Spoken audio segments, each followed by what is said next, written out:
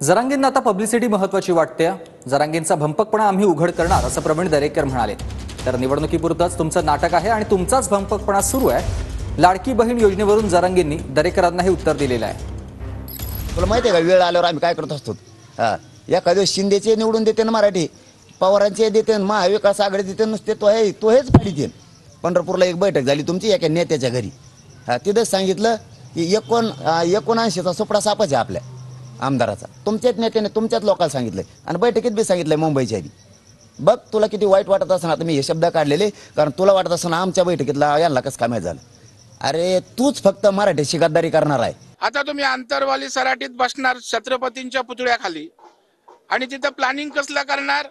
उपोषण संपायच्या अगोदर कुठल्या कुठल्या दौरे कुठल्या मतदारसंघात जाणार, कोणाला पाडणार, कोणाला निवडून आणणार.